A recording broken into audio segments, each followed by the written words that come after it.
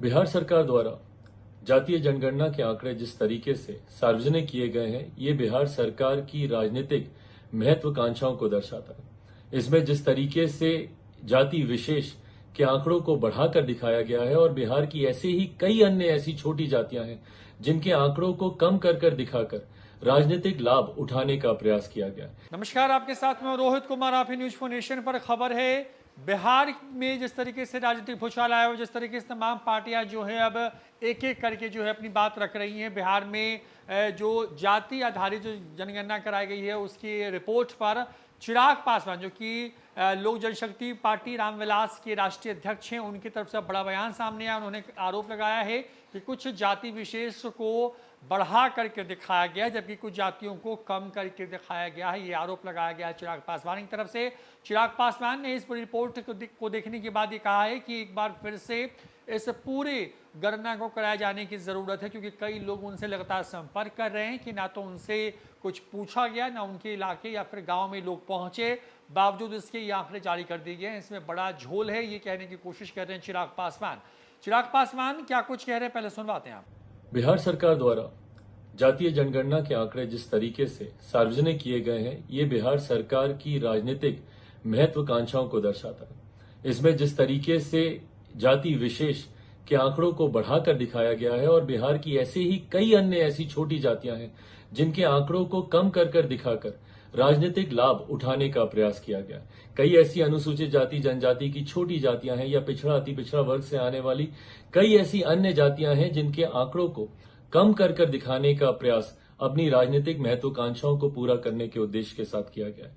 पासवान जाति की ही अगर आप बात करें, इसकी आबादी को कमतर कर दिखाने का प्रयास राजनीतिक लाभ लेने की दृष्टि से ही किया गया है। लोक जनशक्ति पार्टी रामविलास पूरी तरीके से बिहार सरकार के द्वारा कराए गए इस जातीय जनगणना को नकारती है और हम लोग मानते हैं कि अभी भी दोबारा से ये जातीय जनगणना होनी चाहिए, क्योंकि इसमें पहली बात तो पारदर्शिता नहीं बरती गई।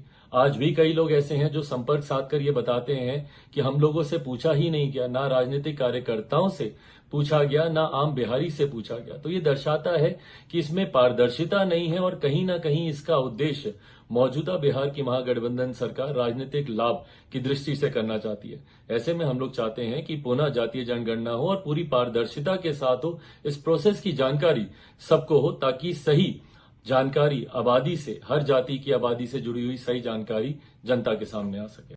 बता दें कि बिहार सरकार ने गांधी जयंती के मौके पर जो है जाति आधारित जो है जनगणना है वो उसकी रिपोर्ट जो है वो सार्वजनिक की है। उस रिपोर्ट के आधार पर जो है बिहार की तमाम जातियों का कितना संख्या बल है, इसके आंकड़े सार्वजनिक किए गए हैं। इस पूरे रिपोर्ट के बाद जो है सीएम नीतीश कुमार की अगुवाई में कुल 9 जो दल हैं बिहार विधानमंडल के, उनकी भी बैठक जो है संपन्न हो चुकी है और वहां पर तमाम राजनीतिक दलों की तरफ से जो है अपनी अपनी आपत्तियां दर्ज करवाई गई हैं। इन तमाम चीज़ों के बाद सरकार क्या फैसला लेगी ये भी साफ नहीं है, लेकिन जाहिर तौर पर इस पर खूब सियासत हो रही है। जब से रिपोर्ट आई है उसके बाद से कई जो नेता हैं वो इसका विरोध कर रहे हैं, कह रहे हैं कि इसमें आंकड़ों का बड़ा उलटफेर किया गया है, ये भी कहने की कोशिश की जा रही है। आपको बता दें कि बिहार सरकार ने साल 2022 में ही जो है 2 चरणों में जो है जातिगत जो गणना है वो करवाई थी। हालांकि बीच में हाईकोर्ट के आदेश के बाद जो है इस पूरे